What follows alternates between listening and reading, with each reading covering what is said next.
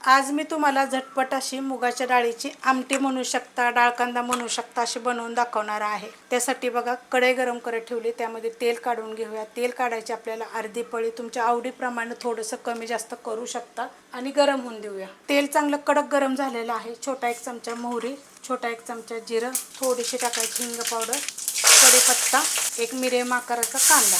कांदा चांगला भाजून घेऊया। कांदा मस्त असा भाजलेला आहे। त्याच्यामध्ये थोडंसं सुक्कं खोबरं, आलं, लसूण आणि एक पोपटी कलरची मिरची असं हे मी कुटून घेतलं। एकदम सुक्कं खोबरं थोडंसं घेतलेलं आहे।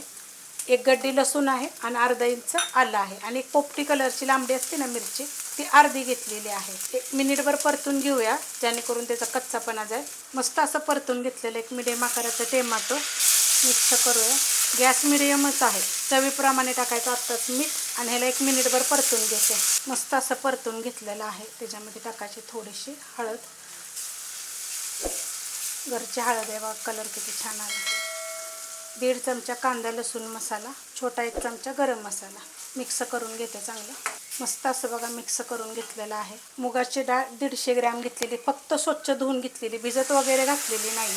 काढून घेते, डाळ बी काढून घेतलेली आहे। त्या मसाल्यामध्ये 1 मिनिटभर फक्त परतायची। मसाल्यामध्ये हलकंसं परतून घेतलेलं आहे। त्याच्यामध्ये पाणी घालणार आहे, कोमट पाणी घेतले 1.5 ग्लास मी। मिक्स करून घेते। आता तुम्हाला आमटी म्हणा, डाळ कांदा म्हणा किती पाहिजे त्याप्रमाणेच ह्याच्यामध्ये पाणी टाकायचं। अशा आकाराचा ग्लास होता। आता ह्याला आपण शिजवून घेऊया। डाळ बघा आपली चांगली शिजलेली आहे। बारीक गॅसवर मी ठेवली होती, झाकण वगैरे ठेवलं नव्हतं। मस्त अशी बघा सॉफ्ट झालेली आहे। ह्याच्यामध्ये वरून टाकायची थोडीशी कोथिंबीर। एकदम जर तुम्हाला गाळ शिजवायची असेल ना, तर मग ती कुकरला जरी तुम्ही 3 शिट्ट्या लावल्या तरी चालू शकते, किंवा डाळ शिजवून घेऊन जरी फोडणी टाकली तरी चालेल। नाहीतर अजून 5 मिनटं जरी तुम्ही अशा पद्धतीत शिजवली तर चालेल। अशा पद्धतीत पण छान लागते। आणि एकदम जर तुम्हाला अशी आवडत तर एकदम गाळ आवडते तर अजून 5 मिनटं ठेवायची, एकदम गाळ शिजेल। करून बघा अशा पद्धतीनं, खूप चविष्ट अशी होते। रेसिपी आवडली तर लाईक करा, सबस्क्राईब करा, कमेंट करा आणि शेअर बी करा।